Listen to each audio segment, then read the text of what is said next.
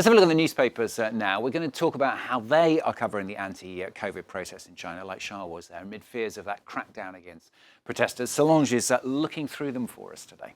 Yeah, let's begin with the German paper Der Tagesspiegel. Xi Jinping is caught in a trap, says the German paper this morning. It argues that Xi Jinping did not see this coming.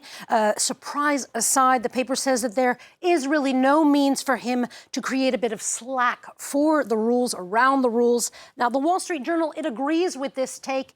It says that Xi Jinping is in a bind between relaxing COVID rules and or doubling down against protesters. For the paper, regime change is not on the table, but the protesters did show, according to the Wall Street Journal, a fraying of China's social contract, that in exchange for zero dissent, there could continue to be economic growth, and it argues that COVID did away with that social contract. Now, an illustration of this idea can be found in the Tribune de Genève. This is Herman's cartoon, where it has protesters. It says the protests have morphed. They began with PCR tests, and now, in dropping a letter, they have become a protest against the PC, the Communist Party. What's an R between friends? And yeah, you found, haven't you, Solange, that there's much discussion on whether there could be a crackdown, if you like, to the degree of Tiananmen Square. Yeah, for the Financial Times, Xi Jinping is doing what it takes to, quote, sustain a myth of infallibility, and that means, the paper says, repression.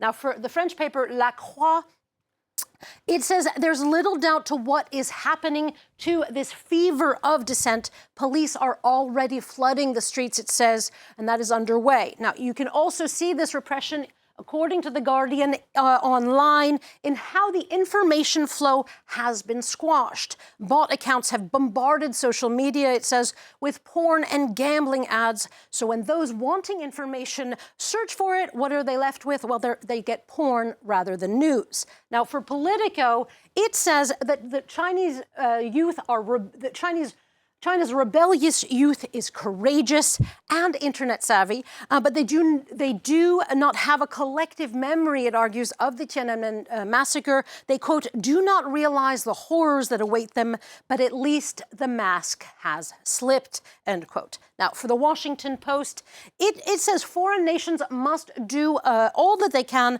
to make clear to Beijing that such a massacre like Tiananmen will not be tolerated. But as Anne Telney's, one of the illustrators for the Post, draws, the ghost of demonstrations past is still hovering over a still comfortable but frowning Xi Jinping. He's there with his teddy bear.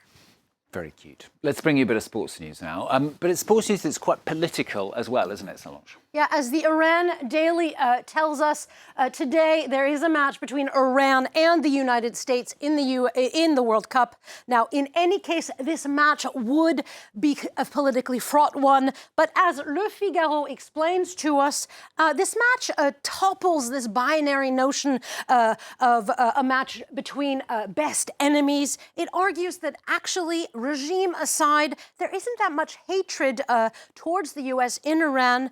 And there's even thanks potentially to the U.S. for supporting the protest movement.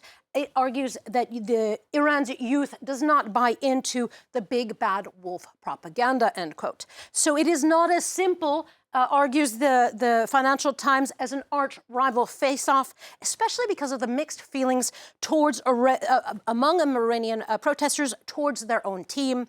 The FT explains that all eyes will be on the team to see if they make an overture in support of the protesters. Now, while eyes are on the team, Kurdish cartoonist Jawad Murad, he says that while all eyes are on the match, Iran and Turkey continue their onslaught towards Kurds. And I guess you could add as well an onslaught against democracy protesters as well. Let's move to the US for this next story. Midterm elections.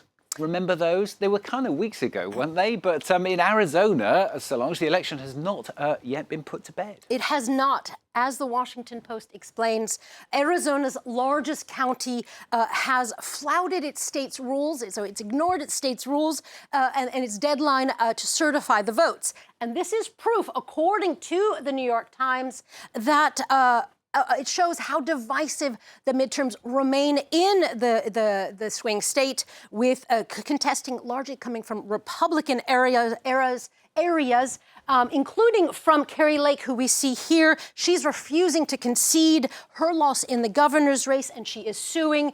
But for the Hill, it argues, the political side, it argues that the election denialism of the midterm elections is losing traction in American politics, that without Trump, election denialism has no future as a political strategy. And finally, Solange has found us a nice couple of stories about how heat creates yellow stringiness, she says, wearing her yellow top. Yes, it's a yellow day.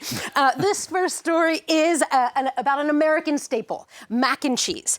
NPR tells us that a woman is actually suing Kraft Foods for $5 million because the box of their microwave pasta and Velveeta cheese takes longer than the stated 3.5 minutes to become thick, gooey stringiness. Needless to say, Kraft says the lawsuit is frivolous. Now to the second article, also about long, thin yellow strands. The Sacramento Bee, this is something you don't want in your mac and cheese. The Sacramento Bee tells Hawaii residents to be careful of Pele's hair. These are long volcanic glass fibers that could form because of the Mauna Loa explosion. Such glass needles can be carried by the wind. They are named, just one final tidbit, they are named not after the football giant, but for Hawaii's goddess of volcanoes. I've been wondering, I was thinking, what's this got to do with Pele? You've explained it. Thank you very much. Certainly didn't want that in your macaroni cheese, do you? Thanks a lot.